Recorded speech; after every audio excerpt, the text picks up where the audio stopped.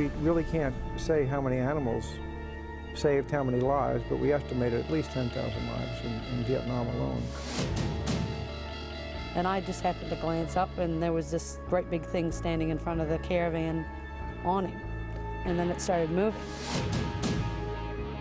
And Kesey not only reads my mind, but she also reads my husband's mind, and she has actually read the mind of strangers.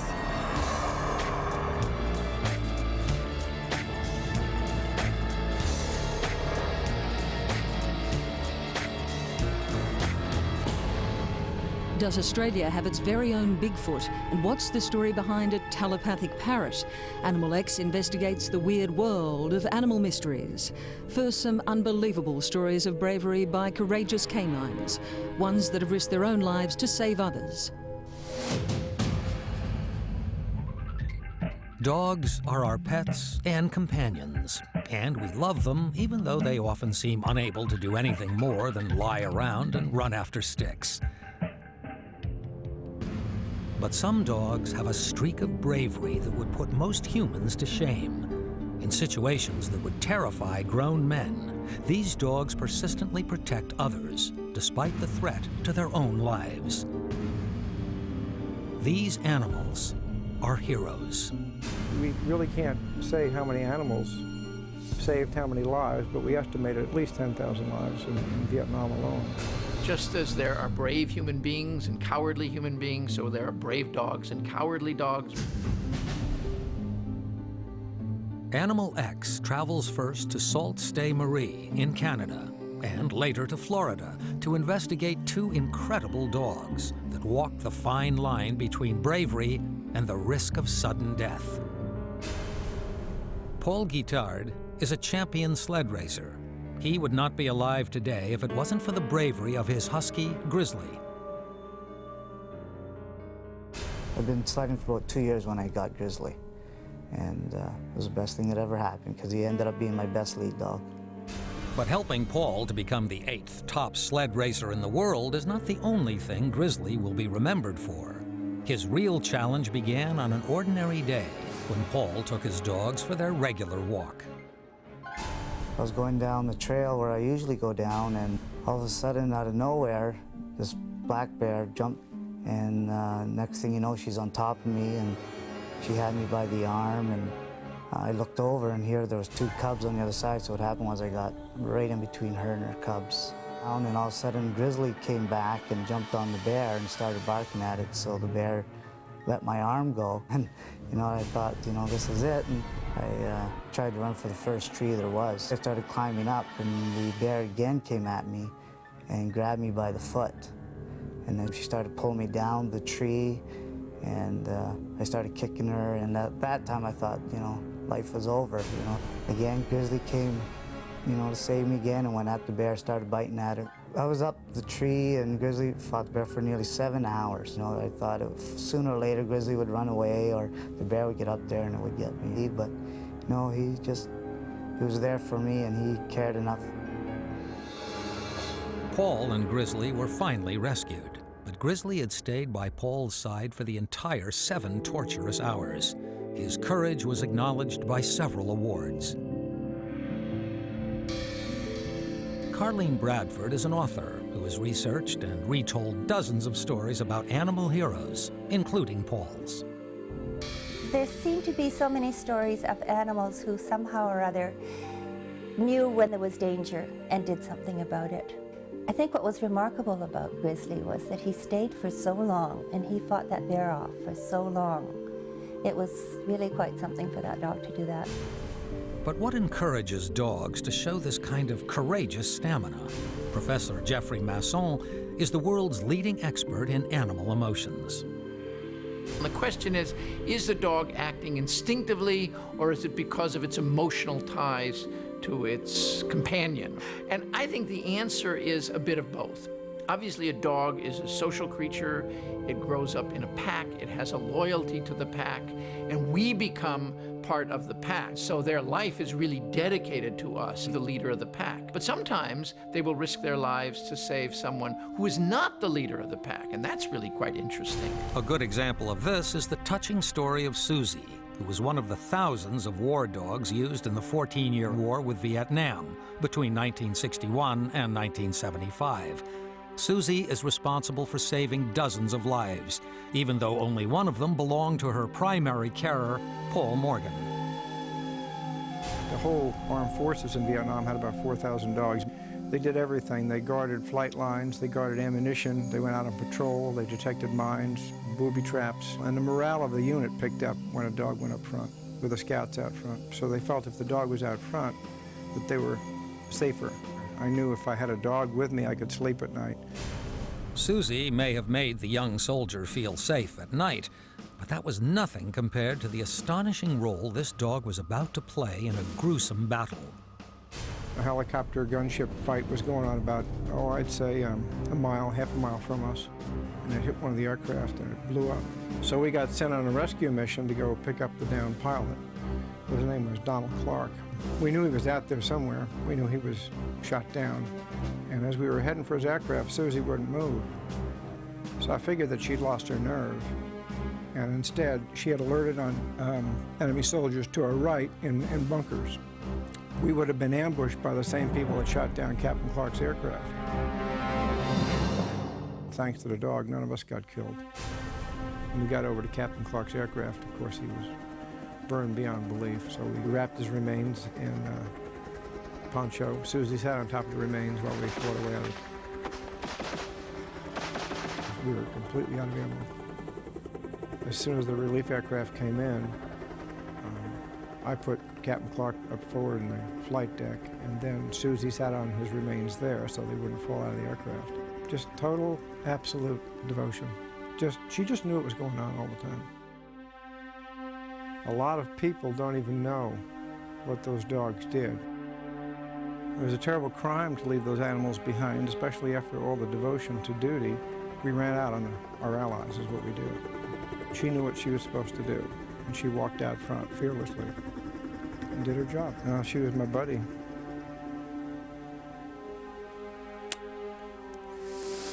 I knew that was going to happen. Oh yeah, she worth my life. Animals often play vital roles in human society. We have a history of relying on these dogs to protect us and even fight our causes. They are more than just pets, and their ability to put themselves at risk to save someone else elevates them to the same level we reserve for any hero, human or animal.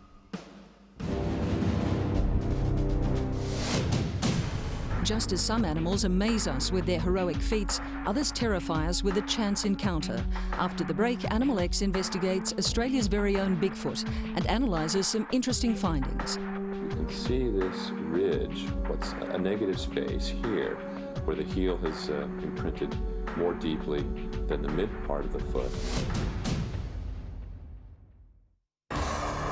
Welcome back to Animal X. It's claimed that Bigfoot-type creatures exist the world over.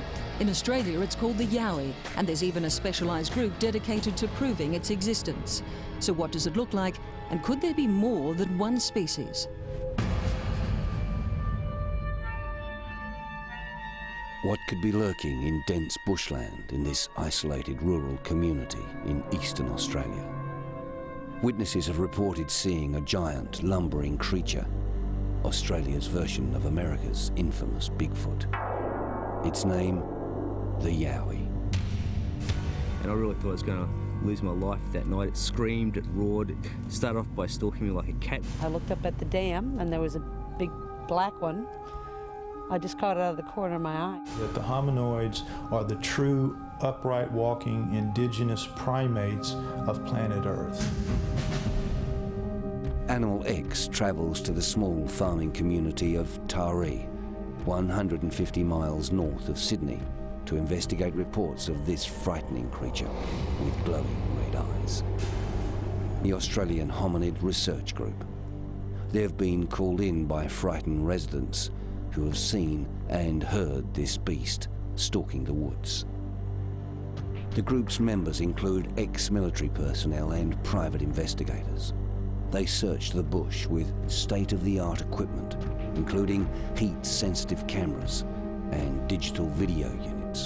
hoping to capture the creature, at least on tape. Their leader, Dean Harrison, is himself a witness to this creature. Suddenly I was out there with a 600-pound gorilla chasing me, screaming and roaring. It's got to change you in some way. From there, of course, I wanted answers, and the deeper I dug, the more I found.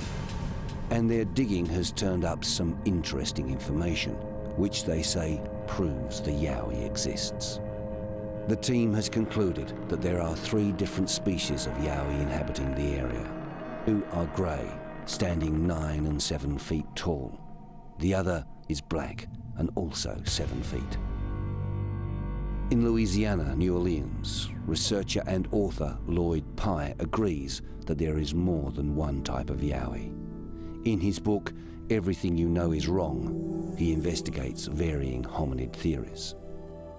The Yowie is just, frankly, a different name for the hominoid creature that we call Bigfoot, Sasquatch, and that the Europeans and Chinese call the Almas. The Yowies are going to be the same situation that you have in the States. Anything that is large and upright and covered with hair is going to be called a Yowie. But there will be 2 kinds. There will be the giant kind, and there will be the more man-sized kind. That will be the Alma. The giant kind will be the Bigfoot, Sasquatch kind. Half a world away, back in Australia, Vicky Nelson says a Yowie encounter is a terrifying one. We were coming back from town, and as you come in the road, you can look up and see our property. And I just happened to glance up, and there was this great big thing standing in front of the caravan awning. And then it started moving. And my husband saw the same thing. When we got up top, the dog was hiding under the caravan, and she wouldn't come out. She was scared to death. And this thing was gone by the time we got up top. But not everyone is convinced about the existence of the Yowie. Dr. Alex Ritchie of the Australian Museum questions the reliability of eyewitnesses. You can't say that people didn't see something, but unless they have photographs, and funny, with all the cameras in the country, nobody's produced a good photograph. I'm not saying that people didn't see things, but in the half light or in the bush or that, and once one person suggests it, the rest begin to think that they maybe even believe that they've seen it. So you have to take these things with a big grain of salt until somebody brings evidence. Back in the bush, the Hominid Research Group believe they have found that evidence, a Yowie footprint. In order to verify their claim that wild men are stalking residents of eastern Australia, they take a plaster cast. In an Animal X world exclusive, one of the casts is packaged and sent to the United States for forensic testing.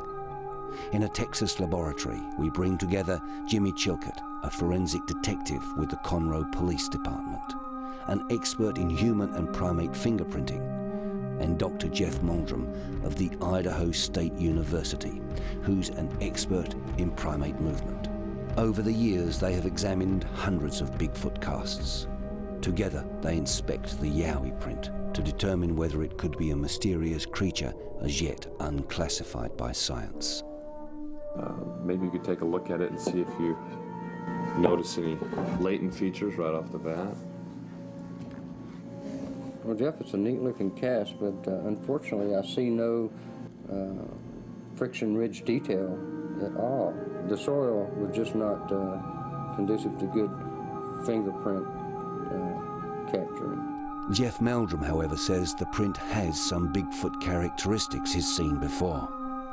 If you look from this perspective, you can see this ridge, what's a negative space here, where the heel has imprinted more deeply than the mid part of the foot. This feature I've seen on a number of casts from the Pacific Northwest. What we're dealing with is a human condition in which the arch is well developed, and so when the heel lifts off the soil, the entire length of the foot pivots around the ball. But in an 8-foot, if we were looking at a chimpanzee or a gibbon, it would look very similar to this. And that will sometimes push up a ridge of soil behind that joint and give this rather distinctive look that you see here. Now that's intriguing. Though disappointed by the inconclusive results, the Australian Hominid team continues to believe that the Yowie exists and are adamant that one day they will capture footage of it for all the world to see. Until then, residents will have to learn to share their community with whatever it is that's out there.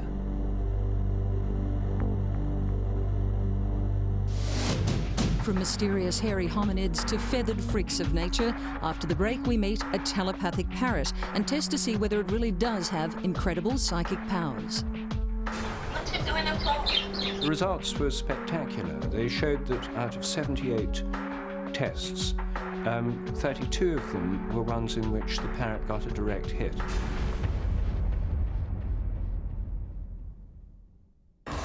Welcome back. The issue of telepathy has been debated for centuries. Many claim it's possible for one person to read the mind of another. But what of a telepathic parrot? A pet, it's said, that not only can read people's minds, but has a vocabulary of more than 500 words.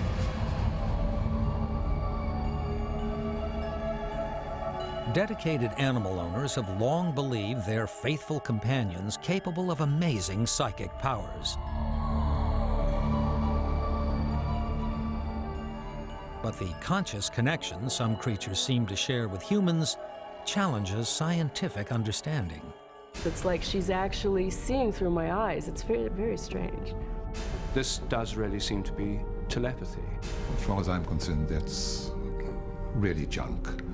There's no evidence for any person, animal, or thing being telepathic. To investigate an amazing bird tale, Animal X travels to New York in America, where one pet owner claims she has proof that her parrot practices interspecies telepathy. New York artist Amy Morgana and a 3.5-year-old Nikisi share an incredible bond. Amy believes her feathered friend knows what she is thinking. And Kesey not only reads my mind, but she also reads my husband's mind. And she has actually read the mind of strangers that I have personally requested her to do. And according to Amy, her Congo African gray parrot has another amazing gift. Can I have a kiss? Okay. Hurry up. Okay. Can't reach you. Okay. Yeah. Amy claims Nkisi has a vocabulary of nearly 580 words, and it's growing almost daily. She was actually taught language like you would teach a human child. She generates her own original and unique sentences with a sort of rudimentary understanding of grammar, which is, pretty unprecedented. And through her ability to use language, I discovered that she was also able to read my thoughts. With the help of renowned British animal scientist Dr. Rupert Sheldrake, Amy puts Nkisi's telepathic ability to the test.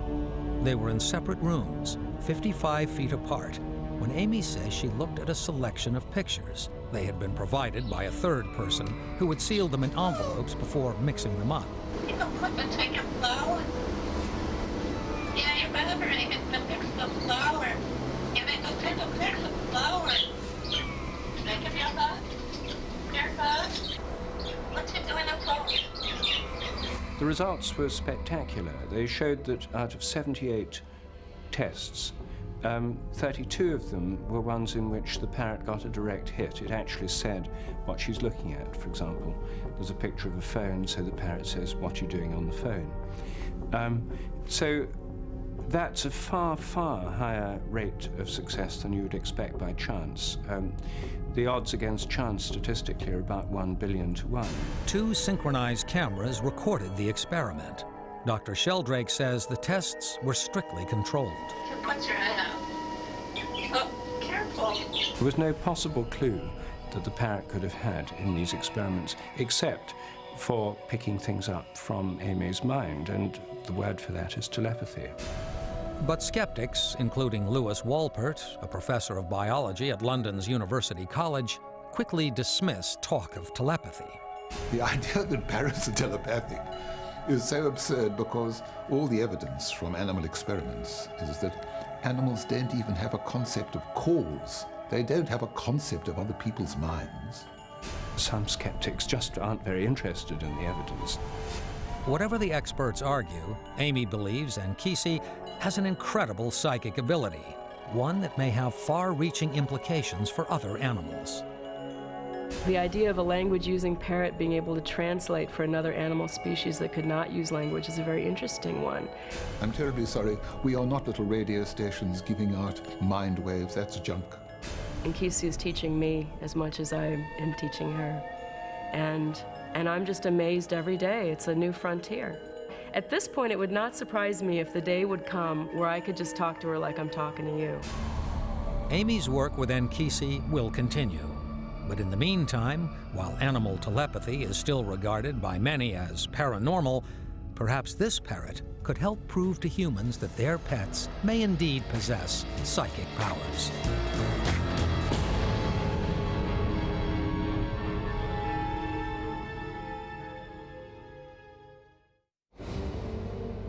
From astonishing acts of bravery by our faithful companions, dogs turned animal heroes, to the Yowie, Australia's wild man of the bush, and a telepathic parrot with an awesome vocabulary.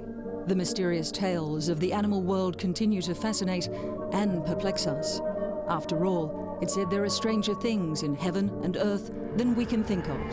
You've just seen some of them on Animal X.